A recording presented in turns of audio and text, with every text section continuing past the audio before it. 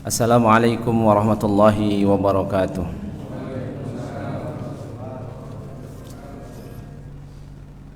Innal hamdalillah nahmaduhu wa nasta'inuhu wa nastaghfiruhu wa natubu ilaih. Wa na'udzu billahi min shururi anfusina wa min sayyiati a'malina. May yahdihillahu fala mudilla lahu wa may yudlilhu fala hadiya lahu. Asyhadu an la ilaha illallah wahdahu la syarika lah wa asyhadu anna Muhammadan abduhu wa rasuluhu la nabiyya ba'dah. Allahumma fassalli wa sallim wa barik ala Muhammad wa ala alihi wa ashabihi wa man sara ala nahjihi wa man tabi'ahum bi ihsan ila yaumi yub'atsun. Alhamdulillah, segala puji nikmat milik Allah Subhanahu wa taala. Allah masih karuniakan rizki kepada kita semua bisa hadir di salah satu rumah dari rumah Allah Subhanahu wa taala. Duduknya kita di tempat ini untuk menunggu salat Isya sambil belajar memperdalam agama, ini bagian dari ibadah yang sangat istimewa di sisi Allah Subhanahu wa taala. Mudah-mudahan Allah karuniakan keikhlasan kepada hati kita semua. Salawat salam kita limpah curah pada Nabi Muhammad sallallahu alaihi wasallam, suri tauladan uswah hasanah kita. Semoga Allah karuniakan keistiqomahan kepada kita semua untuk senantiasa dapat menghidupkan sunnah Nabi kita Muhammad sallallahu alaihi wasallam. Jamaah yang dirahmati oleh Allah, kita masuk ke hadis ke-19. Aunullahi ta'ala, pertolongan Allah Subhanahu wa taala, wa hifzuhu, penjagaannya, wa nasruhu, perlindungannya, pertolongannya, wa ta'yiduhu, dan perlindungannya. An Abi Abbas, Abdullah bin Abbas radhiyallahu anhu maqala. Hadis ini dari Abdullah bin Abbas, dari anaknya Ibnu Abbas, semoga Allah meridhai mereka berdua. Ini adalah Ibnu Abbas ini sepupu Nabi Muhammad sallallahu alaihi wasallam. Abdullah bin Abbas ini paman Nabi berarti. Ini pengusaha yang masih meluangkan waktunya untuk belajar dengan Nabi Muhammad SAW. Sampai dia menghafal kurang lebih sekitar 200-an hadis. Tapi dia ingin anaknya jauh lebih hebat dari itu. Maka anaknya dari kecil tuh ditinggalin sama Nabi. Bahkan dari umur 7, ada yang mengatakan 9 tahun. Dan kebetulan Ibnu Abbas ini ponakan dari salah satu istri Nabi yang bernama Maimunah. Jadi sering berada di lingkaran terdekat dari Nabi Muhammad SAW.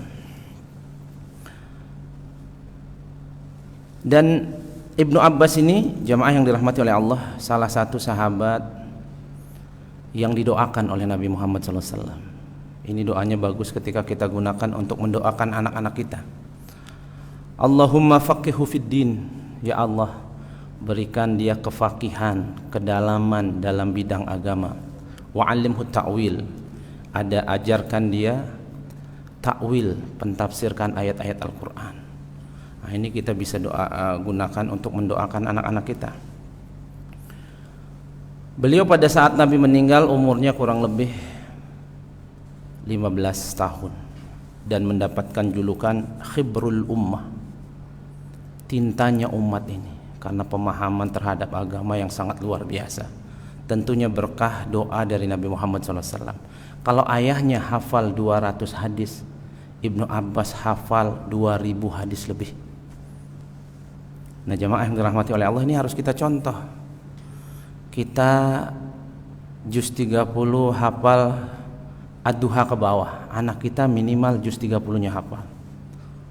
Oh, kita juz 30 dari An-Naba sampai An-Nas kelar sudah hafal. Anak kita minimal 3 juz. Kita 3 juz ini, anak kita 10 juz deh. Kita 10 juz, anak kita 20. Bahkan bila perlu selesai itu Quran. Jadi jangan sampai di bawah kita. Ini kita contoh Ibnu Abbas. Karena anak ini aset yang amat sangat luar biasa.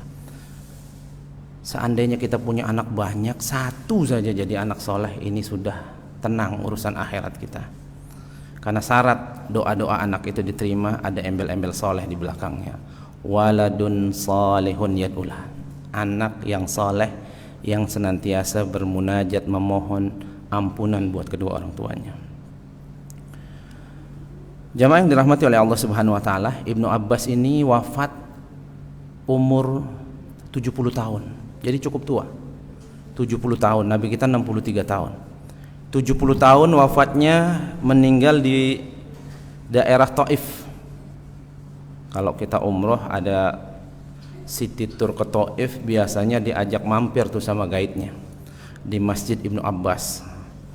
Kuburan beliau tidak jauh dari masjid itu. Kemudian jemaah yang dirahmati oleh Allah Subhanahu wa taala, Ibnu Abbas ini waktu masih kecil, saking cerdasnya ini sering dibawa oleh Umar bin Khattab untuk berkumpul dengan tokoh-tokoh, dengan ulama-ulama. Karena kalau dari segi ilmuwan tidak kalah sedikit pun. Bahkan pernah dia ditanya kenapa ilmunya luar biasa, maka dia mengatakan biqalbin aqul, dengan hati yang berakal, bilasanin saul, dengan lisan yang seling bertanya kepada ahli ilmu, wa bibadanin ghairu malul, dengan fisik yang tidak pernah malas-malasan untuk terus belajar dan belajar. Maka ini kalau kita lakukan, maka kita akan dapat ilmu yang banyak. Kuntu khalfan Nabi, aku pernah dibonceng oleh Nabi Muhammad SAW. Ada sekitar 30 sahabat itu pernah dibonceng oleh Nabi. Salah satunya adalah Ibnu Abbas. Dia mengatakan apa? Kuntu khalfan Nabi SAW yauman, pada suatu hari aku dibonceng oleh Nabi, entah di onta atau kuda, nggak disebutkan. Dan Nabi mengatakan kepadaku, pada saat itu umurnya 9 tahun. 9 tahun jamaah, masih sangat kecil belia, bahkan belum balik. Karena ulama khilaf tentang balik ini, ada yang mengatakan 12 tahun, kalau saya lebih cenderung ke 10 tahun. Karena kata Nabi apa? Muru audadakum bisalah wa hum abna as-sab wadribuhu 'alaiha wa abna 'ashar. Suruh anakmu sholat dari umur 7 tahun. Enggak mau ya, enggak usah dikerasin, suruh aja. Tapi kalau udah 10 tahun, fadribuhu 'alaiha, pukul dia. Hadis riwayat Imam Tirmizi mengatakan bahkan 9 tahun untuk perempuan sudah balik. Maka kalau kita punya anak nih kelas 5, kelas 6 perempuan, suruh tutup aurat. Khawatir kita. Karena kalau harus nunggu haid, orang haidnya itu beda-beda. Ada yang kelas 2 SMP baru haid, ada yang kelas 3 SMP, ada yang kelas 6. Bahkan murid saya di Thoriq bin Ziyad ada yang kelas 3 sudah haid. Kayaknya sekarang orang dipaksa haid sebelum waktunya. Nah jamaah yang dirahmati oleh Allah, pada suatu hari aku dibonceng oleh Nabi Muhammad SAW. Dibonceng artinya sangat dekat dengan Nabi, bahkan badannya menempel dengan Nabi. Kemudian Nabi berkata, faqala ya gulam. Ini panggilan yang sangat baik buat anak orang-orang Arab. Ya gulam, wahai nak, kalau kita terjemahkan. Ini wa'alimuka kalimat, mau enggak aku ajarin beberapa kalimat. Ihfazillah yahfazka. Ini dari kecil sudah diajarin ilmu yang hebat luar biasa. Dari belum balik. Jagalah Allah, Allah akan menjagamu. Ihfazillah tajidhu tujahak. Jagalah Allah, niscaya Allah akan bersamamu. Maksudnya jaga Allah ini apa? Apakah kita jaga seperti yang kita pahami? Bukan. Kita tegakkan syariatnya, kita kerjakan perintahnya, kita jauhi larangannya, kita hidupkan sunnah nabi-nabinya, sunnah nabinya. Ini yang dimaksud menjaga Allah Subhanahu wa ta'ala.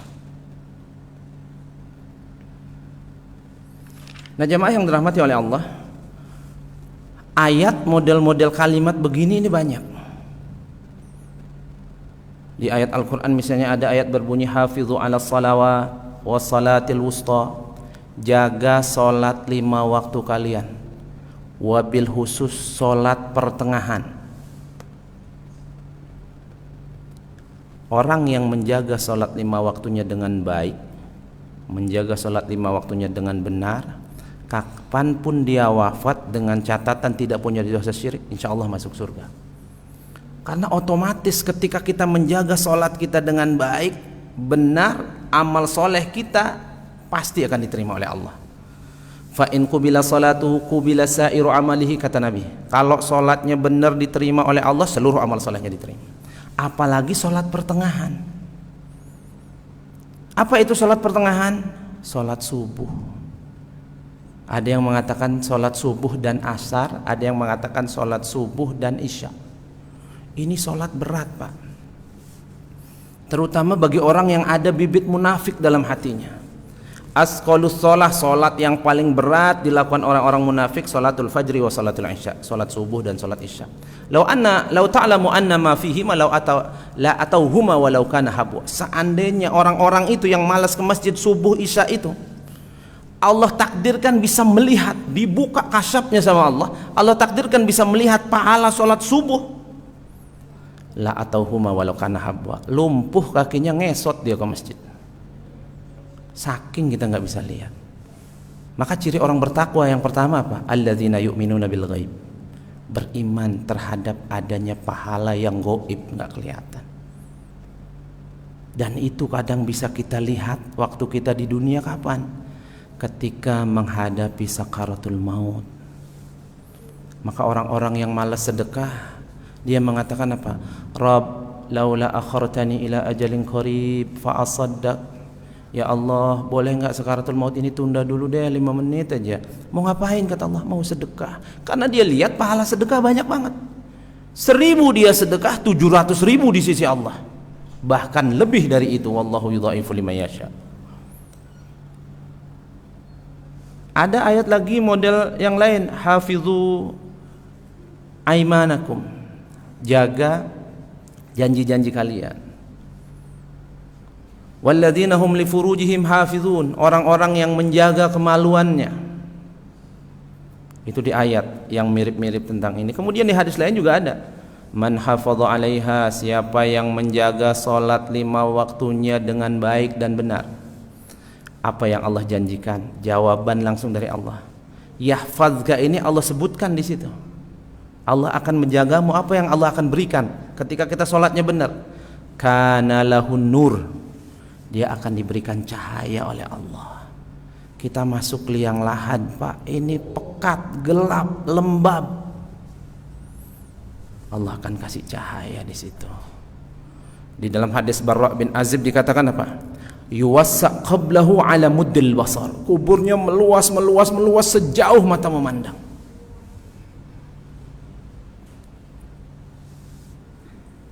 Diberikan pakaian-pakaian dari surga, albisuhu minal jannah wa afrishuhu minal jannah. Permadani-permadani dari surga dibentangkan di alam barzahnya, jubah-jubah dari surga dikenakan. Ja'a rajulun yumatsiluh, ada sosok laki-laki tampan, wajahnya bercahaya pula mukanya. Dia bertanya, "Ente siapa? Ganteng banget. Baru pertama saya ngelihat orang ganteng begini." Apa jawabannya? Ana amalukas salih. Ma'alimtu illa kunta syari'an fi ta'ah wa bati'an fil ma'siyah fajazakumullahu khairan. Saya amal solehmu, saya solatmu, saya puasamu, saya ngajimu, saya infak sedekahmu, saya bangun masjidmu. Saya akan menemani kamu di sini sampai kiamat. Nggak ada yang saya tahu dari dirimu kecuali kau orang yang paling cepat merespon kebaikan. Maka di antara nikmat itu apa? Alam nasrah laka sadrak, kita diberikan kelapangan hati sama Allah, kelapangan jiwa, kelapangan dada. Cepat, cirinya apa? Cepat merespon kebaikan, cepat merespon kebaikan. Fajazakallahu khairan, ini balasan dari Allah buatmu kan. Man hafadha 'alaiha kana lahun nur, siapa yang menjaga salat 5 waktunya baik. Yahfazka ini Allah kasih cahaya, wa burhan, dan Allah kasih petunjuk ketika di mahsyar, ketika dihisab, ketika di mizan, ketika ala sirat, sampai dia menapakkan kakinya, wan najah yaumal qiyamah, sampai menapakkan kaki sukses masuk surga. Ini ketika kita jaga salat kita. Yahfazka, Allah jaga kita. Ini di akhirat. Kemudian ada hadis juga yang Al-istihya'u lillah an tahfadzar ra'su wa ma wa'a.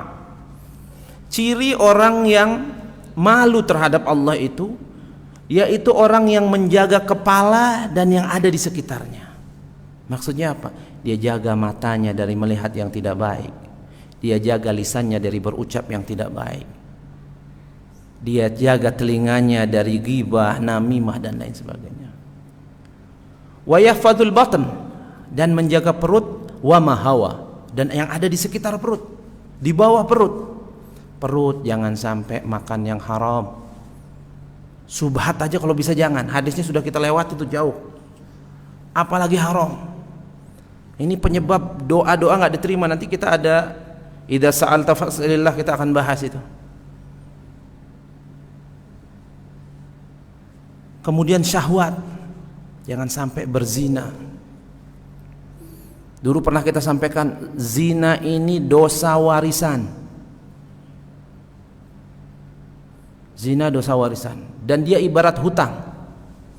Kalau pelakunya nggak tobat, anaknya akan dizinai orang, atau anaknya akan berzina. Kalau dia tobat sekalipun, warisannya masih ada. Anaknya nggak boleh dinasabkan ke bapaknya, dan bapaknya kalau anaknya perempuan nggak boleh jadi wali nikah. Ini hati-hati nih. Jadi kita kalau ada tahu punya saudara, mohon maaf banget, nikah sudah hamil 3 bulan misalnya, 4 bulan. Ulama khilaf tentang pernikahan ini. Ulama Indonesia membolehkan, tapi tetap tidak berlaku hukum nasab dan hukum waris. Maka kalau mau bagi-bagi warisan, mau bagi-bagi harta, sebelum kita wafat kasih dia hibah, bukan waris, karena dia nggak berhak dapat waris. Anak secara biologis iya betul, tapi anak secara syariat bukan. Jadi nggak berlaku nasab, nggak berlaku perwalian, nggak berlaku waris. Ini warisannya, ini dosa zina ini, naudzubillah min dzalik. Nah, kita ada tahu tuh misalnya kenar saudara kerabat, pas dia anaknya kebetulan perempuan, dia mau nikahin, dia nikahin sendiri, pernikahannya tidak sah, kasih wali hakim, orang KUA suruh nikahin. Kita juga nggak usah bilang, aib kita sudah ditutup sama Allah, nggak, jangan dibongkar. Ini anak begini, ini nggak usah, udah cukup kita sama Allah yang tahu. Nah, jemaah yang dirahmati oleh Allah Subhanahu wa taala. Jadi, ihfazillah yahfazka, ihfazillah tajidhu tujahak. Kau jaga Allah, Allah akan menjagamu. Kau jaga Allah, Allah akan bersamamu. Ini fid dunya wal akhirah. Di dunia dan di akhirat. Allah menjaga kemaslahatan kita di dunia. Allah jaga keluarga kita. Allah jaga kesehatan kita, usaha kita dimudahkan oleh Allah Subhanahu wa taala. Di akhirat apa? Untuk urusan akhirat, Allah jauhkan kita dari subuhat dan berbagai macam syahwat. Maka Nabi berpesan apa? Wa ma syirku akhafu alaikum. Bukan kesyirikan lagi yang paling aku takutkan sama kalian. Walakin akhafu an tanafasu fiha. Yang paling aku khawatirkan menimpa umatku nanti di akhir zaman, kalian berlomba-lomba mengumpulkan pundi-pundi dunia dengan berbagai macam cara, nggak peduli halal, nggak peduli haram, yang penting punya. Dan itu terjadi, jamaah. Terjadi. Kadang kita kasih tahu, alah hari gini masih ngomongin halal haram, seolah-olah akhirat itu nggak ada. Nah, jamaah yang dirahmati oleh Allah Subhanahu wa taala, kalau kita loncat sedikit, ta'arraf ilallah, di hadis yang non riwayat Imam Tirmizi ada berbunyi ta'arraf ilallah fir raha ya'rifka fi syiddah. Kenalilah Allah di waktu lapang, maka Allah akan mengenalimu di waktu genting. Biasanya kita ingat Allah itu waktu susah, waktu seneng, Pak. Biasanya umumnya susah. Ya Allah, jam segini udah belum makan nih, belum dapat rezeki, lagi susah. Ya Allah, kapan nih corona hilang? Kena musibah, dikurangi rizki, diambil sedikit kesehatan. Ingat Allah. Siapapun itu, mau yang agamanya Islam, non Islam, God, dia ingat Tuhan. Tapi Allah nyuruh kita apa? Ta'arraf ilallah fir raha ya'tika fi syiddah. Kita ini kalau mau dijaga terus oleh Allah, ingat Allah saat kita seneng, saat kita bahagia, saat kita sukses, saat kita lapang. Banyakin tuh ibadah sama Allah, cari muka sama Allah. Cari muka sama Allah ini penting jamaah. Penting cari muka sama Allah agar apa? Allah menjaga kita, bersama kita di waktu kita sangat butuh dengan dia. Ibnu Musayyib, seorang ulama, mengatakan, saya ini lagi sehat-sehat, lagi lapang-lapangnya, saya akan banyakin sholat. Dia bilang sama anaknya begitu, saya akan banyakin ibadah. Kenapa? Agar Allah jaga kalian nanti kalau saya sudah tua renta. Jadi bisa jadi Pak, kebaikan-kebaikan yang menimpa kita ini amal-amal soleh orang tua kita yang hebat-hebat dulu, doa-doa mereka yang hebat dulu. Maka jangan kita sering menepuk dada, belum tentu kita yang hebat. Yang pertama bisa jadi doa orang-orang soleh, termasuk orang tua kita, doa guru-guru kita. Itu bisa jadi kita yang menikmatinya sekarang. Maka Nabi ketika dikasih nikmat oleh Allah Subhanahu wa taala, pembebasan kota Mekah dari kemusyrikan, Fathu Mekah, turun surat Al-Fath. Ibnu Abbas juga nafsirin tuh, ajal Nabi sudah dekat. Ini karena dia paling paham takwil, masih muda udah berani bilang. Karena ketika Nabi wafat umurnya 15 tahun. Berarti saat umur 15 tahun itulah, karena sebulan sebelum Rasul wafat turun, idza jaa nasrullahi wal fath. Jika datang pertolongan Allah, pembukaan kota Mekah, dibebaskan dari kemusyrikan. Kata Ibnu Abbas, Nabi sudah dekat nih waktu kematiannya. Dan terbukti sebulan selepas itu Rasulullah wafat. Masih bocah 15 tahun, berani nafsirin, agak aneh tafsirannya, kontroversi pada saat itu. Sahabat-sahabat yang lebih paham gak berani nafsirin begitu. Ternyata itu yang betul, karena dia paling paham takwil. Lihat, idza jaa nasrullahi wal fath, jika datang pembebasan kota Mekah, dibuka oleh Allah. Wa ra'aitan nas, kau lihat manusia yadkhuluna fi dinillahi afwaja, masuk Islam enggak tanggung-tanggung, bukan 1, 2 orang, 3 orang, 1 RT, 1 RW, 1 kabilah. Afwaj, seperti tsunami orang masuk Islam itu. Apakah Nabi tepuk dada? Apa kata Allah? Fasabbih, puji Allah, bihamdi rabbik, sucikan Allah, agungkan Allah, subhanallah, alhamdulillah, wastaghfir, mohon ampun sama Allah, mohon ampun. Ini ta'arraf ilallah firroh, dalam keadaan senang, dalam keadaan sukacita, dalam keadaan bahagia, kita ingat Allah. Kadang orang ini beda. Saya seperti siapa? Korun.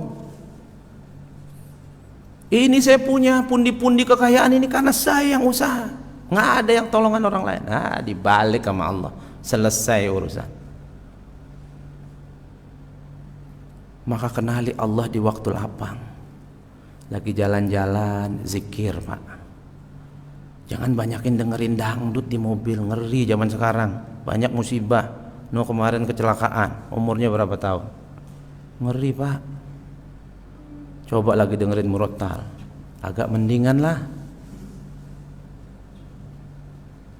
Lagi dengerin lagu maksiat misalnya, na'udzubillah min dzalik sebenarnya.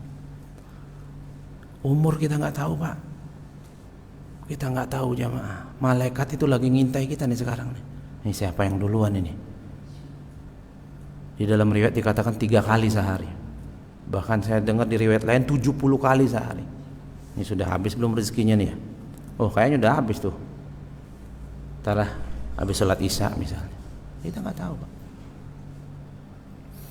Nah jamaah yang dirahmati oleh Allah, beberapa ulama-ulama juga, ulama-ulama salaf dulu sampai 90 tahun, sehat badannya, kuat ingatannya, hafalannya notok, fisiknya tegap. Ternyata ketika dia muda, dia rajin ibadah sama Allah, dia rajin melakukan amal-amal saleh. Ta'arraf ilallah firraha, dalam keadaan lapang dia ingat sama Allah. Maka Allah jaga dia waktu tua, harusnya sudah renta, sudah lemah, sudah pikun, Allah jaga.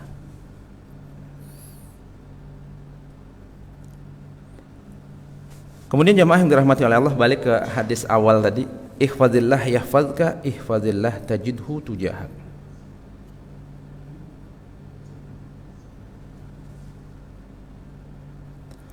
Jagalah Allah, Allah akan menjagamu. Jagalah Allah, Allah akan senantiasa ada bersamamu. Fa idza sa'alta fas'alillah. Jadi anak kecil 9 tahun ajarin, Pak. Ayah minta duit, ayah lagi nggak ada duit, minta sama Allah dulu. Ajarin, Pak. Doa dia nanti, ya Allah bagi rizki buat ayah saya, baru kita kasih. Ini ngajarin tauhid sama anak, ngajarin minta caranya yang benar. Ibnu Abbas diajarin dari 9 tahun. Fa idza sa'alta fas'alillah wa idza sta'anta fasta'in billah. Kau memohon, mohon sama Allah. Kau minta tolong sama Allah. Nah, ini luar biasa ini.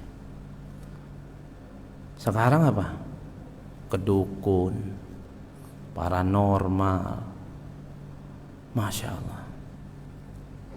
Orang pinter, ganti-gantiin namanya biar kerenan dikit. Kiai, pemburu hantu, Pak. Sorbannya lebih hebat dari sorban kiai sekarang. Hebat. Jadi bingung orang awam, ini kiai, ini kiai ilmu putih katanya. Kalau kau lihat ada orang bisa yatiru fi hawa, terbang di angkasa, yamshi alal ma, jalan di atas air. Hati-hati. Ini bukan hebat, bukan karomah, bukan apa-apa. Lihat ibadahnya, kalau nggak beres setan itu. Di surat Al-Jin ada sekelompok manusia minta tolong kepada sekelompok jin. Apa kata Allah? Fazaduhum rohaqo, pasti nambah sesat. Syaratnya gampang, dia bertapa tuh di gunung batu jonggol misalnya, tidur, nggak sholat, nggak ngaji, duduk aja situ, malam-malam datang jin. Mau minta apa? Saya pengen bisa kebal, ditebas, nggak kenapa-napa. Gampang. Baca surat Al-Fatihah dalam kamar mandi. Gampang banget. Baca dia, Pak. Musyrik dia ya. La in asyrakta la yahbatanna amaluk. Kau buat syirik, amal-amal solehmu dihapus sama Allah Subhanahu wa taala. Kalau wafat belum sempat taubat, Allah enggak ampunkan dosa syirik. Dan Allah ampunkan dosa selain syirik. Innal ladzina kafaru, orang-orang kafir, min ahlil kitab, Yahudi, Nasrani, wal musyrikin, orang-orang Islam yang sampai wafat masih melekat kemusyrikan dalam hatinya, finnari jahannam, tempatnya neraka jahannam, khalidina fiha ulaika hum syarrul, kekal di situ nggak bisa keluar. Itu tempat yang amat sangat mengerikan. Fa idza sa'alta fas'alillah, ajarin anak-anak kita sekarang minta sama Allah, doa. Karena anak-anak sekarang, Pak, habis sholat bawaannya pengen kabur aja, langsung pergi aja. Zikir enggak, apalagi doa. Paling enggak Robbik Firli dah. Karena saya pernah tuh, anak-anak saya suruh, kamu enggak doa nak Robbik Firli? Apa jawabannya, Pak? Bikin kita kaget. Ayah saya belum meninggal, Pak, katanya. Seolah-olah dia paham, dia doa kalau ayahnya sudah meninggal. Kalau masih hidup enggak usah didoain. La ilaha illallah. Kita butuh garam aja, bilang sama Allah, ya Allah butuh garam nih, baru kita ikhtiar beli. Minta sama Allah. Wa'lam anna al-ummata law ijtama'at ala an yanfa'uka bi syai'in lam yanfa'uka bi syai'in qad kataballahu lak. Ketahuilah nak, seandainya seluruh umat berkumpul untuk memberikan manfaat kepadamu, dia nggak bisa memberi manfaat kecuali yang sudah termaktub di Lauhil Mahfuz. Kodok kodarnya sudah ditentukan. Atau sebaliknya, wa in istama'u ala ayyadurruka bisyai', berkumpul seluruh umat untuk memberikan madarat, mencelakakan kamu, lam yadurruka bisyai', tidak akan bisa mencelakakan kamu, qad kataballahu lak, kecuali sudah ada catatannya kamu bakal celaka. Rufi'atil aqlam wa jaffatis suhuf, pena pencatat takdir sudah diangkat, sohib-sohib lembaran sudah kering. Jadi takdir kita ini sudah ditentukan oleh Allah 50.000 tahun sebelum Allah ciptakan dunia ini, Pak. Rizki, jodoh, mati udah Allah tentukan. Cuman kita nggak tahu. Tugas kita usaha dan doa. Itu tugas kita. Lah kalau sudah begini, kalau saya ditakdirkan kaya, duduk aja saya bisa kaya. Nggak bakal kaya, Pak. Usaha dulu, baru doa. Maka kalau kita baca tadi surat yang di awal, alam nasrah laka sadrak,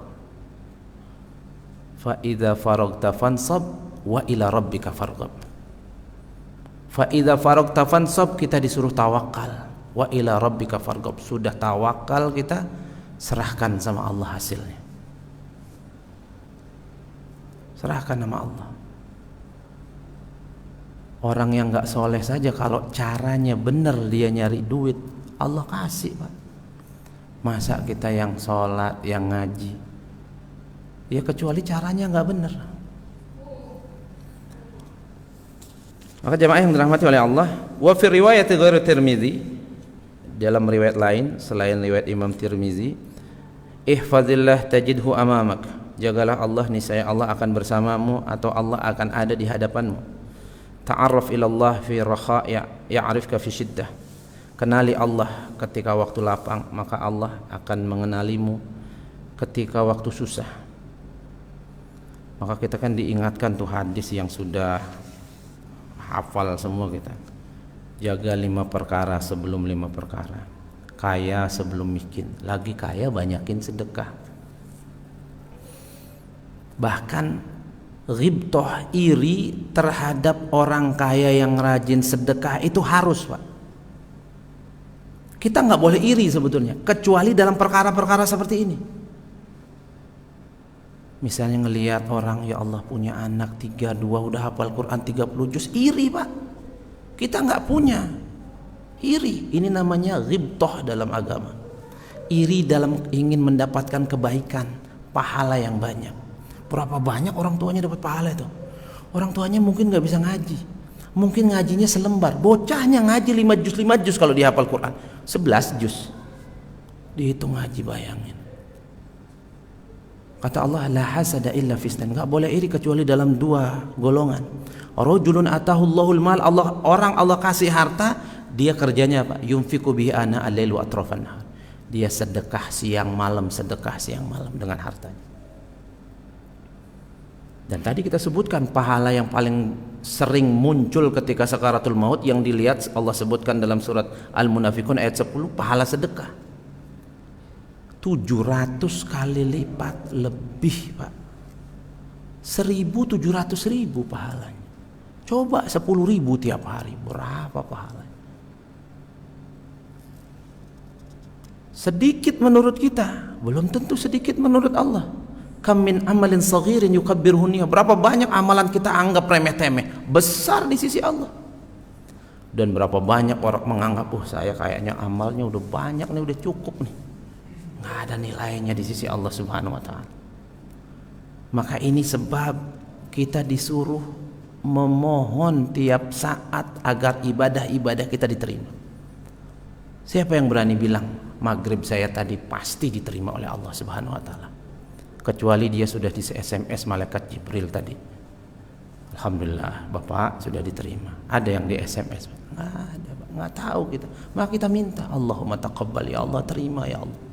Bahkan ada ulama doanya cuma itu, Pak, Allahumma taqabbal, Allahumma taqabbal. Nggak pernah doa lain. Karena dia bilang apa? Kenapa doanya kok itu aja? Kalau seluruh amal soleh yang pernah saya lakukan Allah terima, selesai urusan saya. Cuman saya nggak tahu diterima apa enggak. Wong sekelas Nabi aja habis sholat subuh sebelum pergi dari masjid dia doa, Allahumma inna nas'aluka ilman nafi' wa rizqan thayyib wa amalan mutaqabbala. Ya Allah, kasih saya rezeki yang manfaat, ilmu yang manfaat, rezeki yang baik, amal subuh saya terima ya Allah. Berapa kali Nabi minta? 3 kali. Lu kok kita santai-santainya nggak minta sekalipun Assalamualaikum, kayaknya sudah pasti ini dapat sholat subuh. Belum tentu. Ciri orang yang diterima amalnya yaitu orang yang khawatir amalnya nggak diterima. Orang yang pede amalnya diterima, itu ciri amalnya tidak diterima. Maka khawatirlah dengan amal-amal kita jamaah. Umar habis sedekah dia doa, Allahumma ij'al kulla amali salih. Ya Allah, jadikan amal-amal saya ini saleh. Wali wajhika khalis, ikhlas karena Engkau ya Allah. Wala taj'al li ahadin fi syai'an. Bukan ingin pujian sanjungan. Di pagi hari kita diajarin doa juga sama Nabi. Allahumma inna na'udzubika min an nusyrika bika syai'an na'lam wa nastaghfiruka lima la na'lam. Ya Allah, aku berlindung kepada Engkau dari syirik besar yang aku sadari dan syirik kecil yang tidak aku sadari. Syirik besar mungkin kasat mata gampang kita menghindari. Syirik kecil, Pak. Apa itu syirik kecil? Riya. Senang pujian. Ibadah kadang awalnya khusyuk. Ada Pak Lurah datang. Oh Allah. Pak Lurah lihat kagak enak kalau kelihatan main-main. Niatnya berubah jemaah. Maka selepas melakukan ibadah itu mohonkan kepada Allah agar ibadah itu tadi ikhlas. Tadi udah agak-agak nggak ikhlas, minta diluruskan lagi biar diikhlaskan. Ij'al kulla amali salih. Ya Allah, amal tadi yang nggak bengkok-bengkok jadikan amal saleh. Ikhlas karena Engkau ya Allah. Bukan untuk Pak Lurah, bukan untuk yang lain. Ta'aruf ilallah. Kemudian sehat sebelum sakit, muda sebelum tua, lapang sebelum sempit, hidup sebelum mati. Itu kan udah hafal semua kita. Wa'lam annama akhta'aka lam yakun liyusibak. Apa yang luput darimu tidak akan menimpamu. Wa ma asabaka lam yakun liyukhti'ak. Dan apa yang menimpamu tidak akan luput darimu. Wa'lam anna nasra ma'as sabr. Pertolongan Allah bersama dengan kesabaran. Wa annal faraja ma'al karb. Jalan keluar bersama cobaan. Wa anna ma'al usri yusra. Bersama kesusahan Allah berikan jalan keluar. Ini juga ada di surat Al-Insyirah. Surat Al-Insyirah itu kandungannya ada 4. Pertama, menunjukkan nikmat Allah yang diberikan kepada Nabi. Kemudian Nabi sudah dijamin fa inna ma'al usri yusra, inna ma'al usri yusra. Muhammad, setiap ujian yang menimpamu Allah pasti bersama itu ada kemudahan-kemudahan. Maka Nabi nggak pernah khawatir. Abu Bakar ketakutan, menetes air matanya, sembunyi di gua Sur. Guanya pendek sekali, kalau orang begini saja kelihatan. Dia khawatir apa? Khawatir Nabi dibunuh, selesai sudah. Coba Nabi sudah wafat pada saat itu, agama Islam belum menyembah. Kita Indonesia ini paling nyembah patung, Pak. Majapahit kita ini. Utang budi kita sama Abu Bakar, sama Nabi Muhammad SAW. Maka Allah katakan apa? Wa rafa'na laka dzikra. Namamu Muhammad itu rafa, diangkat, ditinggikan, setiap menit dan detik itu pasti disebutkan. Detik ini ada yang azan nggak, Pak? Pasti ada. Ada lagi mengelilingi dunia ini azan terus. Ada yang sholat, ada yang tahiyat. Itu nama Nabi nggak pernah nggak disebut. Asyhadu an la ilaha illallah wa asyhadu anna Muhammad Rasul. Nama Nabi terus disebut. Wa rafa'na laka dzikra. Nah, kita pun yakini setiap Allah menguji kita, Allah pasti berikan jalan keluar. Maka yakinkan itu dalam hati kita. Karena hidup di dunia ini pasti diuji, nggak ada orang yang nggak diuji. Bapak lihat orang yang jalan-jalan terus kerjaannya. Orang yang hartanya nggak ada serinya, duitnya banyak, berangkasnya kalau dibuka udah nggak bisa ngitung kita duit. Apakah mereka nggak punya masalah? Punya Pak, banyak masalahnya. Alladzi khalaqal mauta wal hayata liyabluwakum ayyukum ahsanu amala. Semua itu diuji oleh Allah. Cuman kadang kita ngelihat orang kaya itu seolah-olah nggak diuji. Fa ammal insanu idza mabtalahu rabbuhu fa akramahu wa na'amahu fa yaqulu rabbi akraman. Dia mengira kalau dia kaya, sehat terus badannya, hartanya berlimpah, rabbi akraman katanya. Allah muliakan saya. Fa qadara alaihi rizqu, ketika rizkinya dibikin seret. Rabbi ahanan, Allah hinakan saya. Enggak. Justru kadang orang diuji dengan kekurangan dia kuat, diuji dengan kekayaan enggak kuat. Ada sahabat namanya Sa'labah, rajin Pak ke masjid, 5 waktu di masjid. Tapi dia agak-agak nggak kuat, miskin, pingin jajal jadi orang kaya. Ya Rasulullah, doain dong biar saya kaya. Kata Nabi, jangan, nanti nggak kuat. Besok minta lagi. Nabi itu nggak enakan Pak. Minta lagi, kata Nabi, jangan, nggak kuat nanti. Beberapa saat minta lagi. Ya udah, doa Nabi. Allah takdirkan nggak lama tuh berkembang, ternaknya berkembang. Tadinya 5 waktunya ke masjid, sekarang nggak pernah ke masjid. Azan masih sibuk ngurusin mana kambing yang beranak, mana kambing yang siap jual. Wah, sibuk dia. Yang parahnya ketika disuruh bayar zakat, dia bilang ini nggak mau dia. Rasul doa lagi.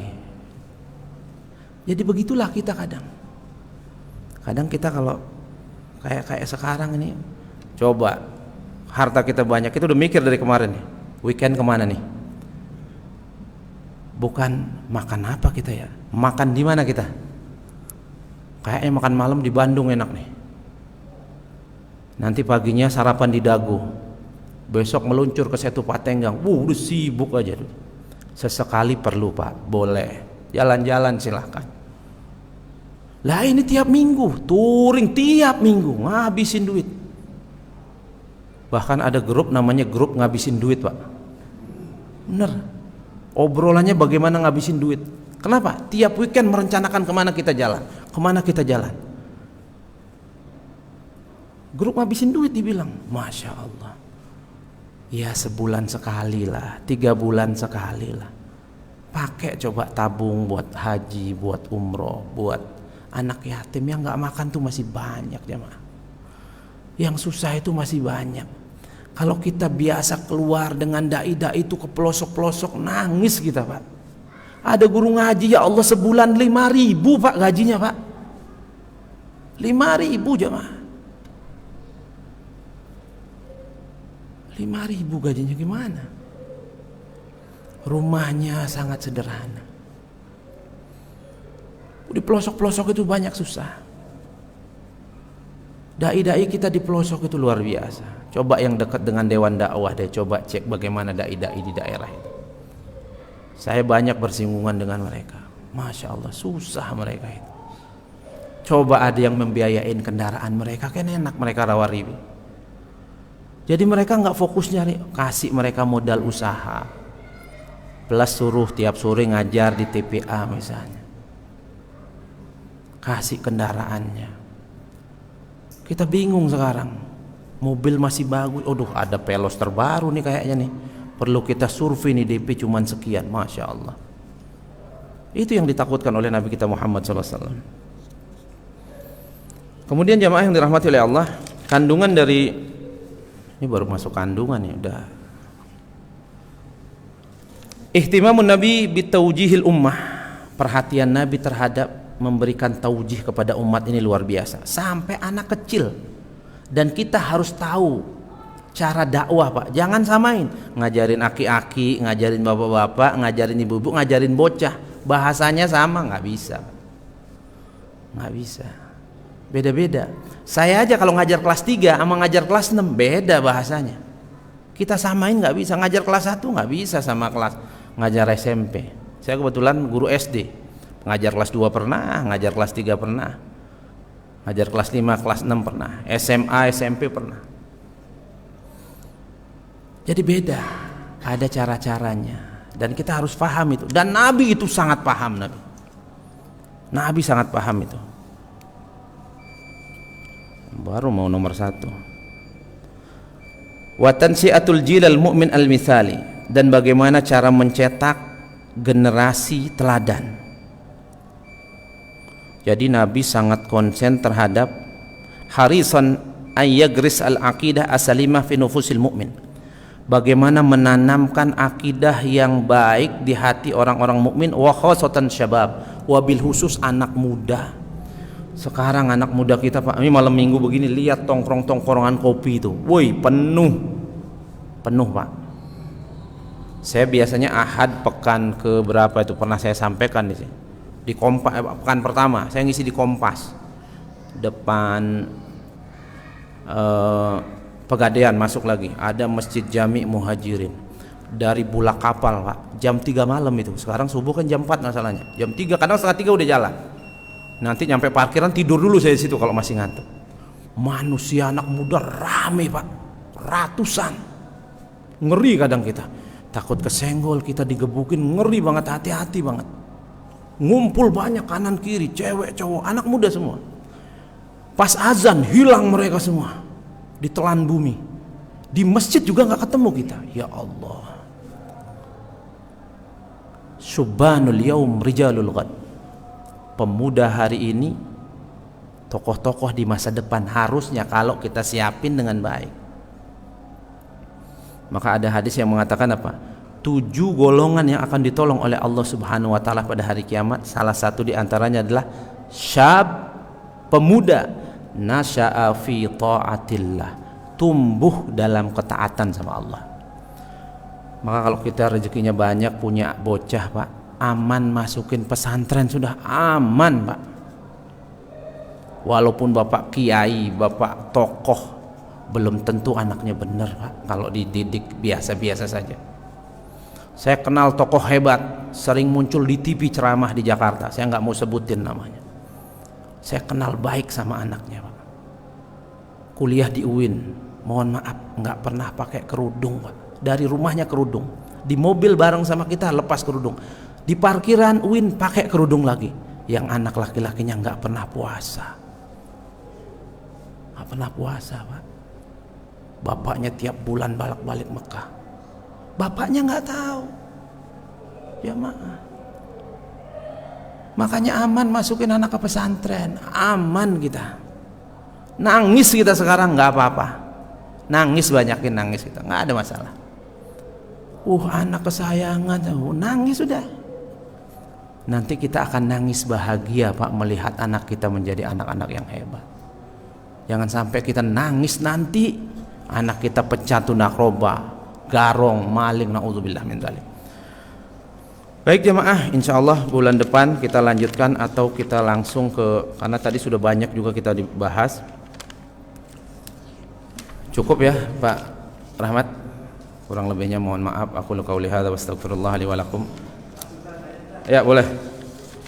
Untuk tadi masalah ikhlas, bagaimana cara melatih ikhlas atau latihan ikhlas? Caranya? Ya, kita kalau sedekah 10.000 biasanya agak enteng, Pak. Agak enteng. Besok jajal 100.000, Pak. Agak berat, paksain. Lah nanti nggak ada sarapan, paksa, Pak. Setelah paksa kan nggak enak tuh perasaan. Pasti nggak enak. Doa sama Allah, Pak. Allahumma ij'al kulla amali salih wa liwajhika khalis wa la tajal. Banyakin doa begitu. Paksa. Karena judulnya juga paksain dulu, Allahumma paksain. Kalau kita sedekah 5.000, orang awam 5.000. Makanya di kalangan pengusaha-pengusaha muslim itu ada istilahnya sedekah brutal. Sedekah brutal, Pak. Mungkin di hari-hari biasa kita sedekah 10.000, 5.000 lah. Kalau di hari Jumat dia mulai agak brutal, Pak. Udah saya nanggung makan satpam, pengemis-kemis, saya beli 50 bungkus, agak brutal dikit, atau serahin kepada panitia yang biasa bagi-bagi makanan. Nih bismillah, 500.000. Atau dengan cara apa? Potong langsung misalnya. Coba jajal, Pak. Terus doa sama Allah biar jadikan ikhlas. Karena memang harus dipaksain dulu. Awalnya terpaksa, nanti jadi biasa, Pak. Memang begitu dulu, dipaksain. sambil kita minta diberikan keikhlasan nama Allah, karena Allah yang membolak-balikkan hati kita. Allah yang bolak-balikkan hati kita. Maka kita coba dulu jamaah, lakukan, ambil doa sama Allah. Mudah-mudahan Allah karuniakan hati yang ikhlas sama kita. Agak-agak nggak ikhlas dalam hati setelah ibadah, setelah melakukan apapun, apalagi sesuatu yang besar, doa sama Allah, diberikan keikhlasan batin. Tayyib, cukup ya, saya jam 8 ngisi pengajian lagi. Ada jadwal lagi.